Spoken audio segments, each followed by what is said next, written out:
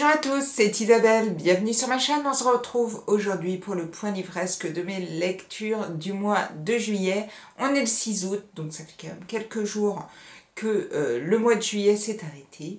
D'habitude, si vous avez suivi un petit peu les mois derniers, je lisais en moyenne à 4-5 livres pour les mois les plus productifs. Sur le mois de juillet, on est à 10 livres.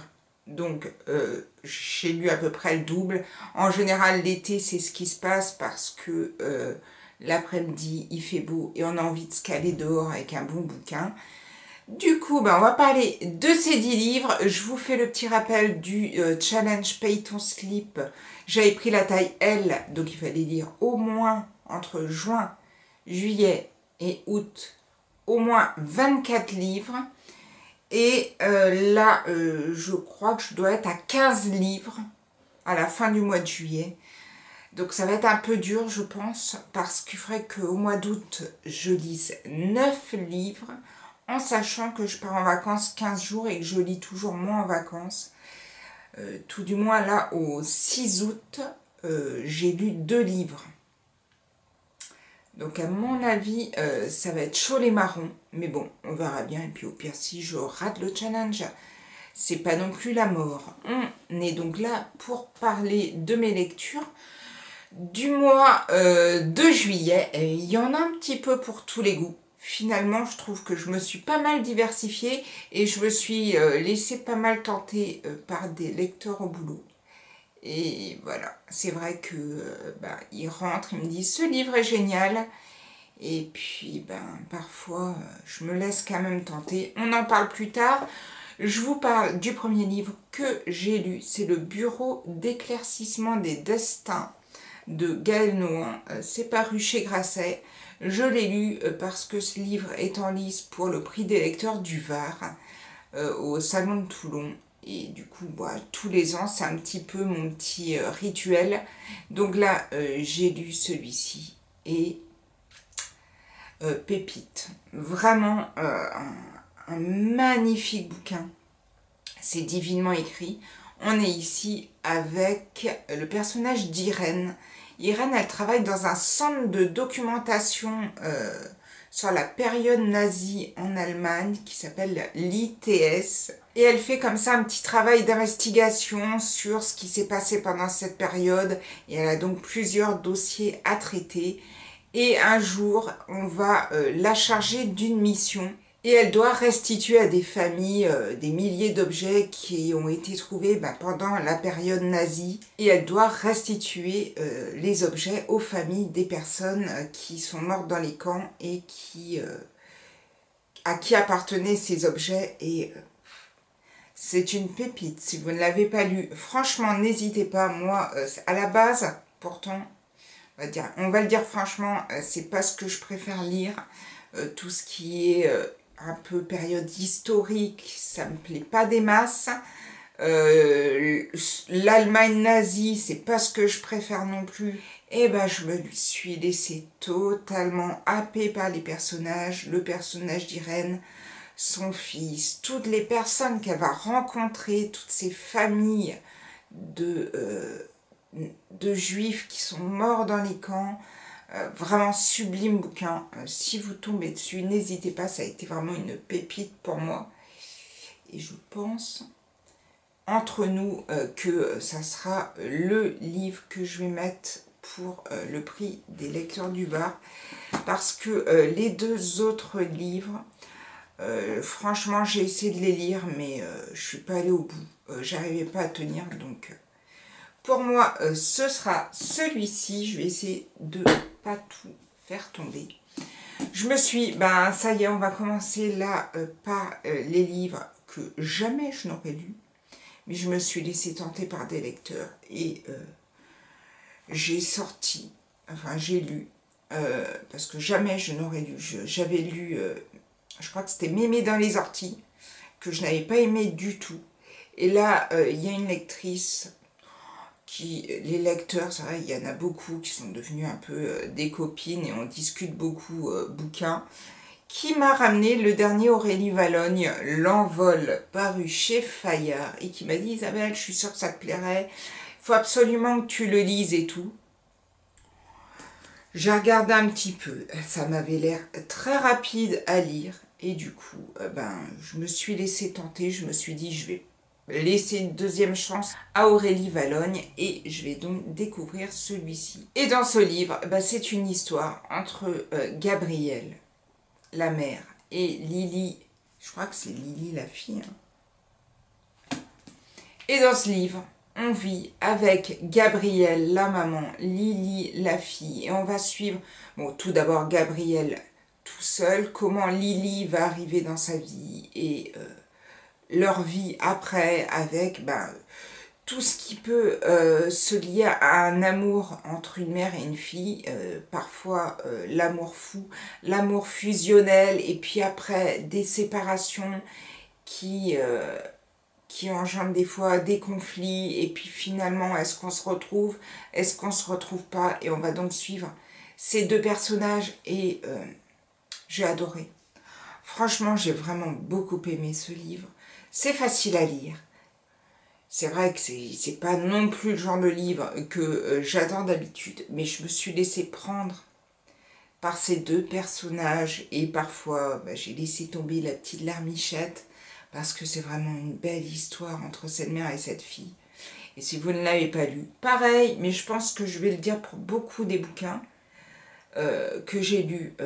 Vraiment, j'ai adoré ce livre, j'ai adoré cette lecture. Je trouve la couverture vraiment très jolie. Et je ne peux que vous encourager à découvrir celui-ci, surtout si vous avez eu du mal avec les autres romans d'Aurélie Valognes. Peut-être que celui-ci pourrait vous plaire. On continue par un autre livre que jamais je n'aurais lu. Mais alors, jamais, puisque ça fait 5 ans que je suis dans mon nouveau boulot. Donc le livre, ça doit faire 5 ans.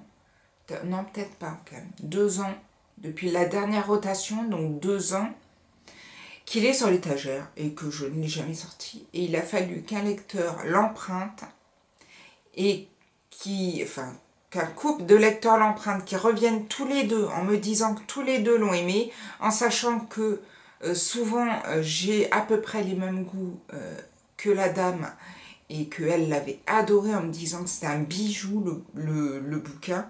Donc forcément, faut pas me dire ça, j'ai lu en plus. Il était pas long du tout. Comme des bêtes de Violaine Béraud, paru chez Buchet-Chastel. Et oui.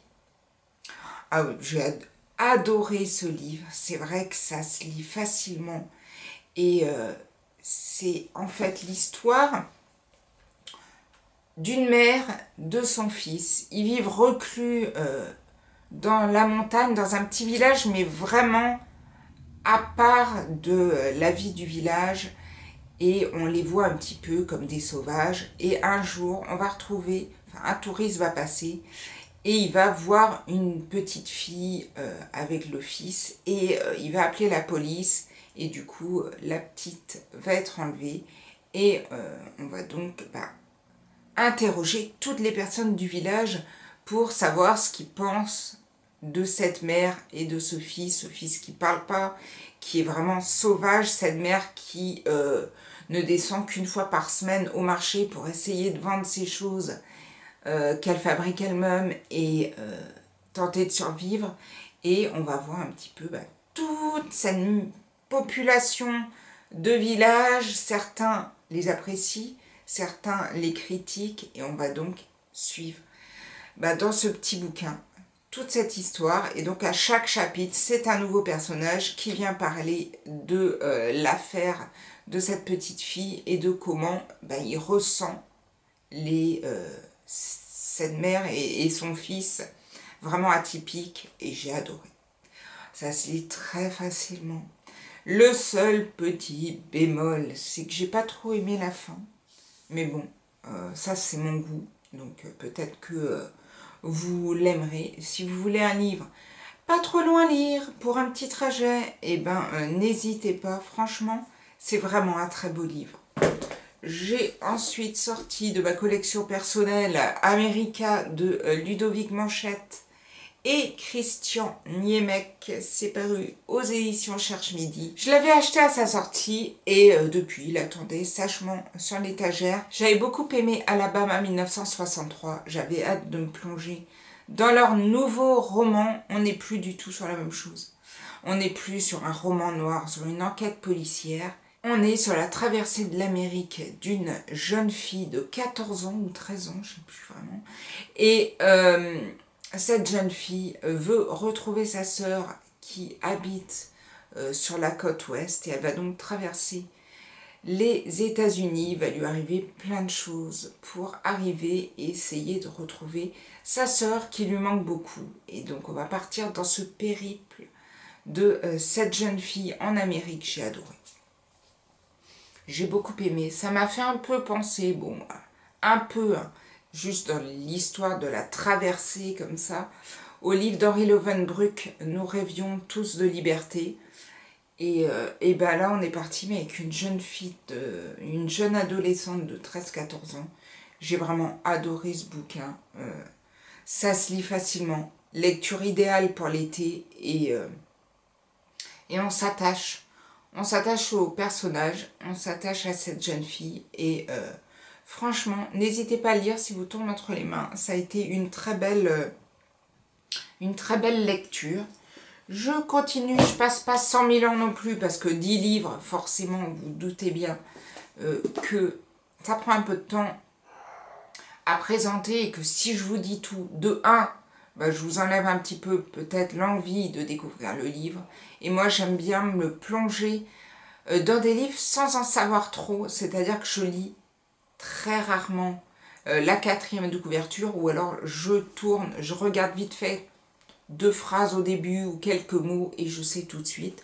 Ou alors je me laisse tenter par une couverture qui me plaît, comme la couverture d'On dirait des hommes de Fabrice Tassel. C'est paru aux éditions manufacture de livres. On est ici en Bretagne, on est avec une juge et elle est confrontée à l'histoire d'un père qui est allé un jour de forte tempête avec son fils sur le bord de mer et son fils a buté contre un poteau où s'attachent les bateaux et est tombé dans la mer. Le père a sauté pour essayer de le récupérer, mais il n'a pas réussi à sauver son enfant. Et on va donc partir avec cette histoire. Ce couple qui a perdu son enfant, cette femme qui se retrouve un peu dans cette histoire, mais aussi dans une autre histoire. Je vous en dis pas plus, que je veux pas vous spoiler non plus le bouquin. Et j'ai vraiment beaucoup aimé.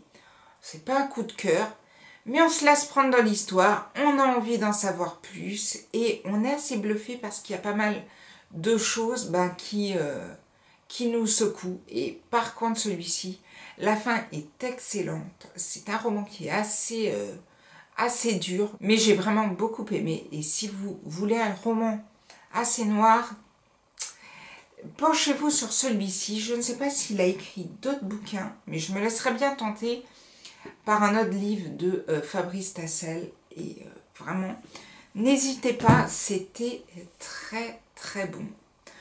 On va passer à une autre, et c'est toujours le même couple qui m'a un petit peu influencé à lire ce livre.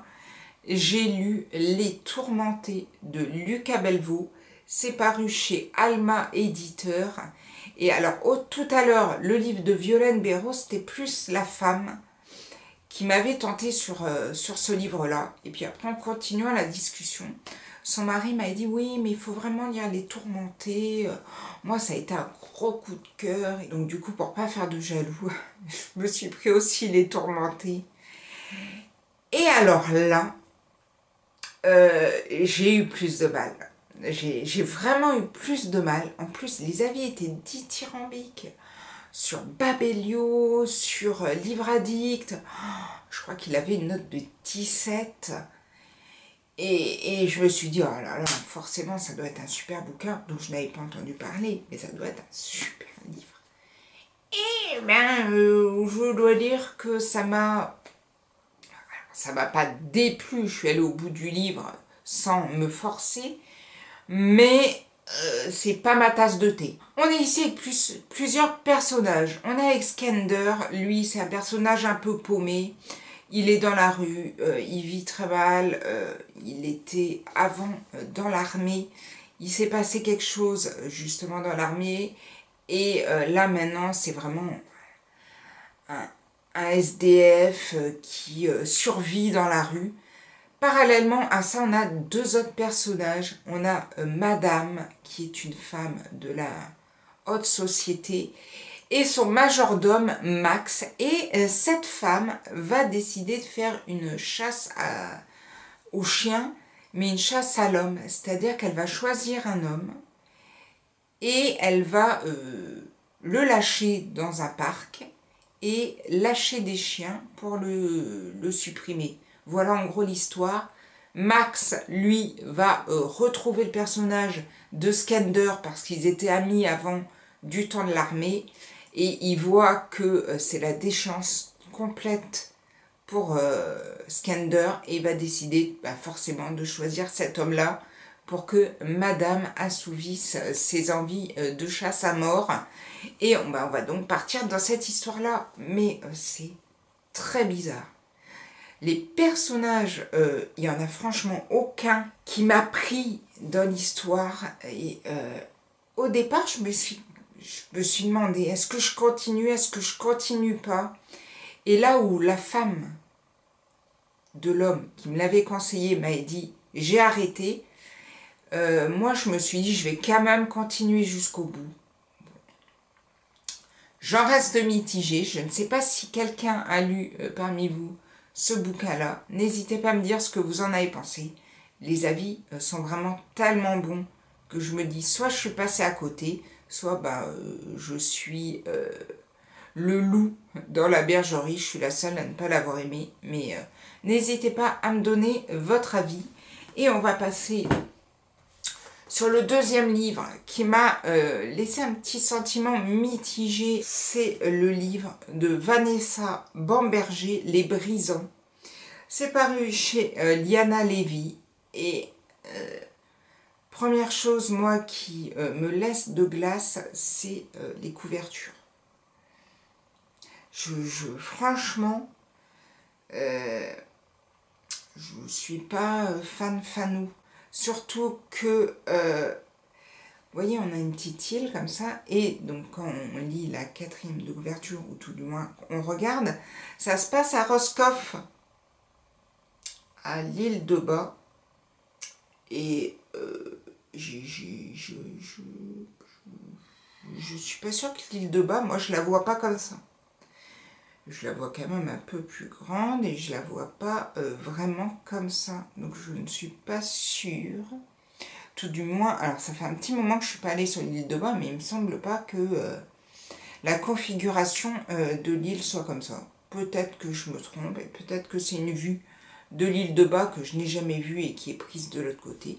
J'en sais rien, tout du moins, moi ce gris me donne pas envie de me plonger dedans. Ici avec une jeune femme, Marion, et Marion va arriver sur Carantec pour une histoire de jardin que sa mère a hérité et tout. Et en arrivant sur ce lieu-là, elle va se rendre compte qu'elle est proche de l'île de Bas et que l'île de Bas, c'est l'endroit où son frère Léo a disparu. Il était en colonie de vacances et il a disparu du jour au lendemain. On n'a jamais retrouvé le corps. On ne sait pas ce qui est arrivé à Léo.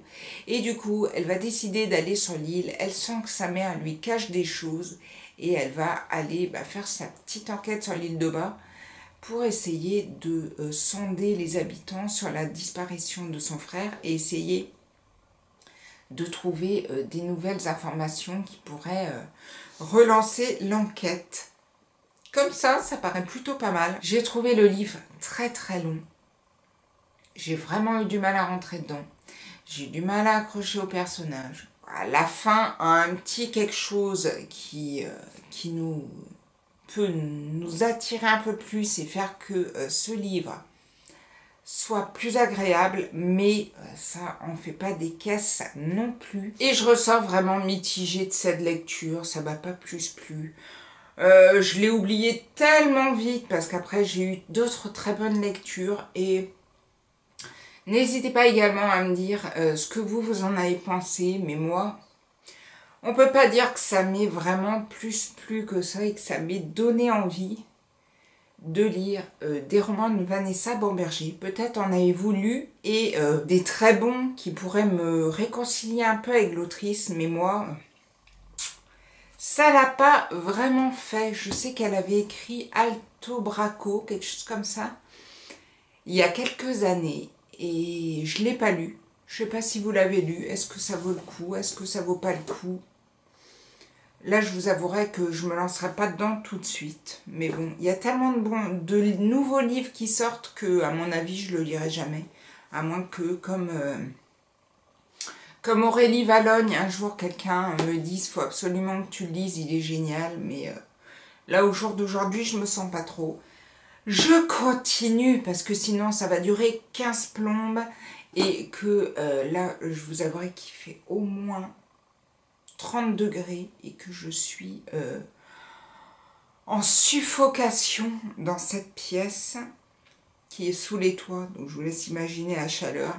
Je continue avec Quand tu ouvriras les yeux de Petronille Rostania. C'est paru chez HarperCollins dans leur collection noire. En général, j'aime beaucoup HarperCollins.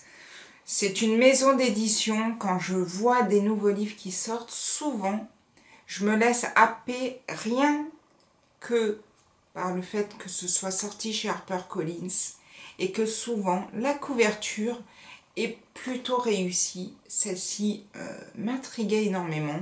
C'était une nouveauté que j'avais vue passer. Il s'avère qu'elle a écrit d'autres bouquins avant celui-ci, dont d'autres bouquins avec l'inspectrice, non, avec l'avocate qu'on retrouve dans ce livre. Je les ai pas lus, les autres livres d'avant. Mais en même temps, ça ne m'a pas gêné dans la lecture de celui-ci. Donc je pense qu'on peut quand même suivre un bouquin, même si on n'a pas lu ceux d'avant. Et certes, on se rend compte que le personnage de l'avocate, elle a vécu des choses avant. Mais ça ne gêne pas dans la lecture.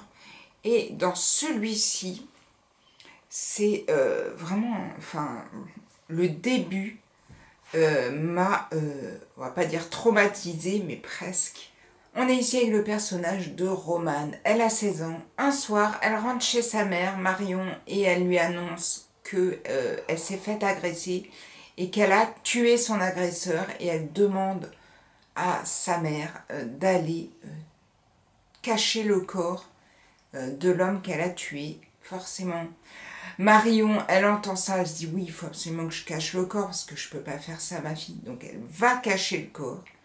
Et on va donc suivre ensuite ces deux personnages après cet acte. L'une un meurtre et l'autre une dissimulation de cadavres. Que vont-elles devenir après ceci? Et j'ai adoré. Franchement, je vous en dis pas plus et du coup je vous parle non plus, pas plus des personnages. Il y a des romans qui sont sortis auparavant et qui donc que je n'ai pas lu.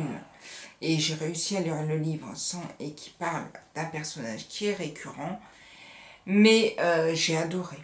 J'ai adoré ce bouquin-là. Forcément, moi, quand il y a des relations mère-fille, ça me touche. Parce que je suis un petit peu dans cette situation-là.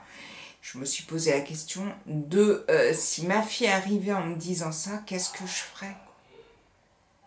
C'est troublant, c'est très bien écrit et franchement j'ai suivi le bouquin et plus ça avançait, pire c'était et je suis arrivée à la fin et j'ai été mais bouleversée. Donc je ne peux que vous encourager à découvrir ce livre. Je lirai peut-être quand même, si je tombe dessus, parce qu'on ne les a pas à la médiathèque, je lirai peut-être les autres romans de cette autrice. Ça m'intéresse quand même de savoir du coup ce qui s'est passé avant pour ce personnage. Mais en même temps, j'ai un peu peur que ça me plaise moins, vu que je sais où est le personnage actuellement. Mais bon, je vais peut-être me laisser tenter, ou si je le trouve dans une boîte à livres. Mais en tout cas, celui-ci est vraiment excellent. Et après un livre excellent, c'est toujours difficile d'en choisir un autre. Et là, bah, c'est soit on fait un virage et on passe sur un livre d'un autre style, ça passe ou ça casse, soit on reste sur le même style de bouquin, mais avec un auteur qu'on adore. Et c'est ce que j'ai fait. Et j'ai continué avec un livre de Christian Blanchard, 10 bonnes nuits. Christian Blanchard, ça fait un long moment que je lis tous ses bouquins. Je ne sais plus lequel. Je ne sais pas s'il y a une... Parce que je ne suis pas les trucs. Donc moi, j'ai commencé par La mer qui prend l'homme, 2018. Et j'avais vraiment adoré La mer qui prend l'homme. Depuis, je les ai tous lus, excepté la triade du bourreau, parce que c'est pas sur une édition, par exemple, si c'est Belfond, c'est sur une édition Nox que je ne connais pas, mais que si je tombe dessus en occasion, je prendrais bien. Et les autres, c'est des vieux romans qu'il avait écrits aux éditions Palémon. Et là, je me dis, pendant mes vacances, je vais peut-être faire les bouquinistes ou les vendeurs de bouquins d'occasion sur les marchés. Parce que si je me vois d'autres romans de Christian Blanchard qu'il a écrit avant, je me laisserais bien tenter, en tout cas celui-ci. On est avec le personnage de Leïla, et Leïla est détective privée.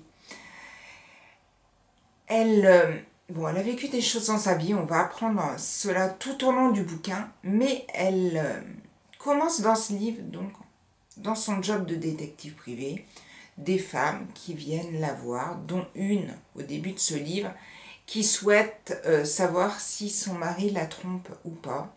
Leïla va donc faire l'enquête, va se rendre compte que le mari la trompe, mais qu'en plus, ce mari la trompe avec un autre homme. Et tout début du livre, quelque chose de tout à fait banal. Quelques jours après, un peu moins banal, l'homme arrive chez Leïla. Je me dis, il arrive pour lui casser la gueule ou pour lui envoyer des choses dans les dents, mais non. En fait, cet homme arrive puisque son amant a disparu et qui souhaite savoir ce qu'il est arrivé à son amant. Et on va donc partir dans cette histoire-là. Qu'est-il arrivé à cet homme?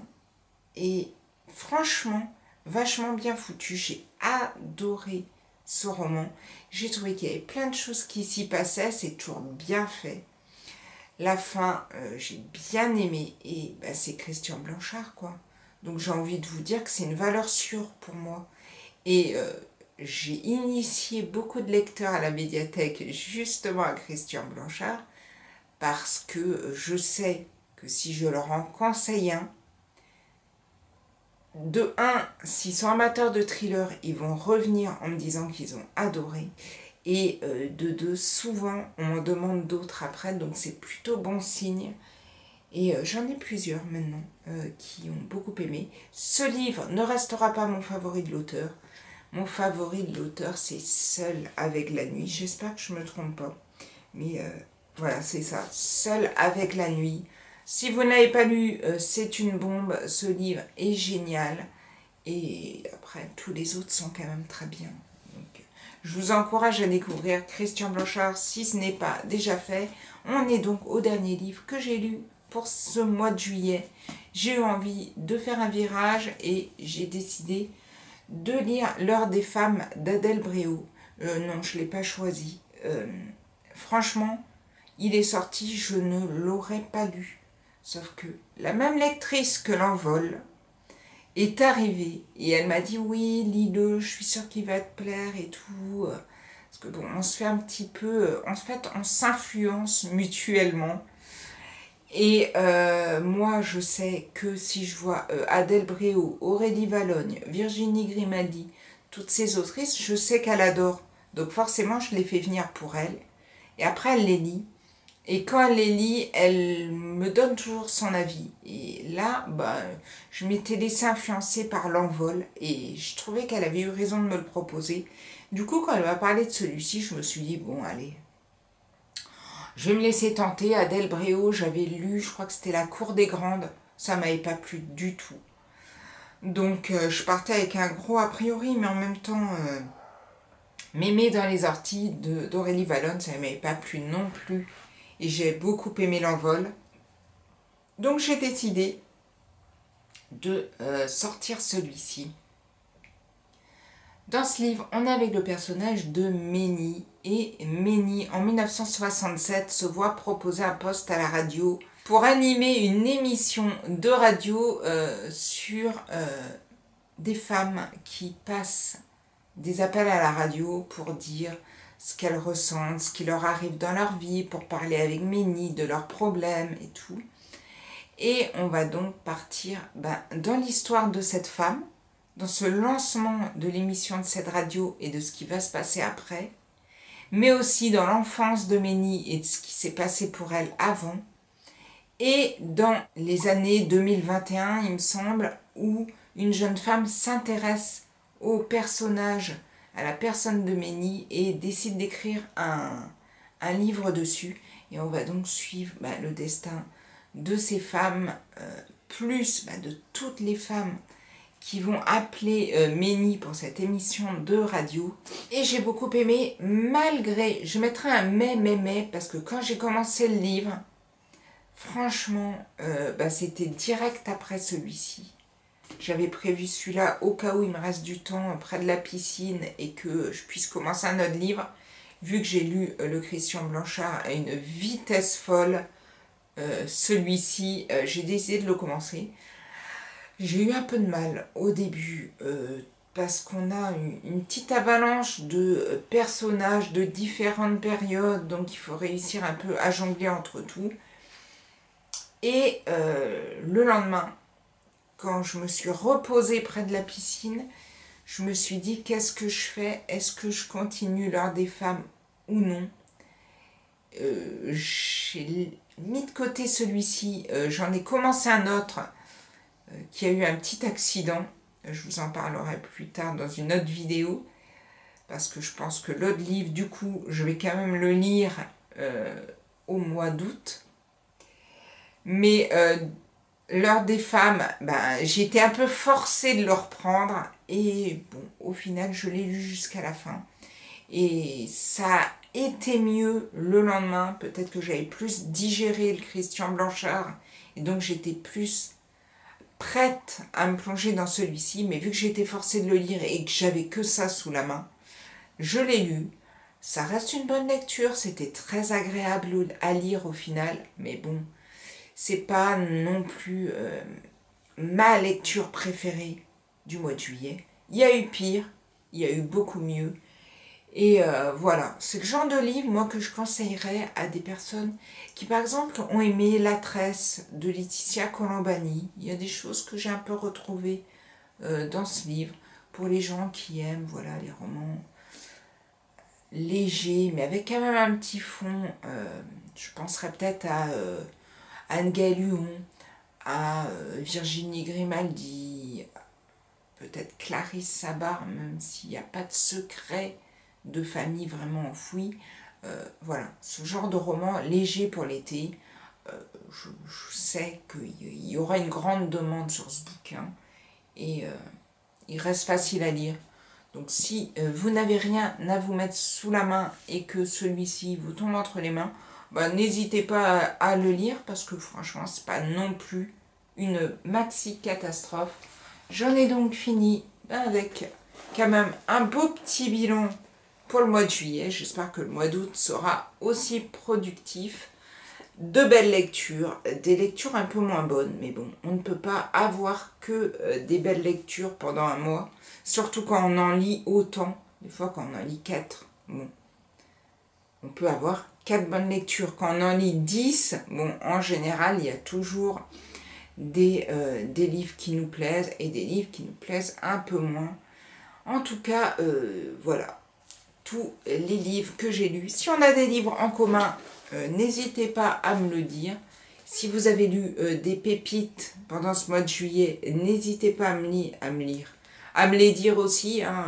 Je suis très influençable et je sais que si quelqu'un me rend un livre, là, début août à la médiathèque, en me disant « c'était génial », bon forcément, je me laisserai aussi tenter par certains des livres. Je vous souhaite en tout cas de très belles lectures pour le mois d'août et je vous dis à bientôt fin août parce que je ne reviendrai pas avant vu que je pars en vacances dimanche 13 août pendant 15 jours. J'espère que j'arriverai à lire un petit peu pour réussir le challenge. J'avoue que ça me plairait bien quand même, mais 9 livres pour le mois d'août, ça va être quand même un petit peu chaud à faire. En espérant qu'il fasse beau, comme ça on peut se caler un petit peu dehors. J'espère que tout se passe bien pour vous. Je vous souhaite de bonnes vacances si vous avez la chance de partir en août. Et une bonne rentrée si vous êtes rentré de vos vacances du mois de juillet. Et je vous dis à bientôt pour une prochaine vidéo. Prenez soin de vous. Ciao, ciao!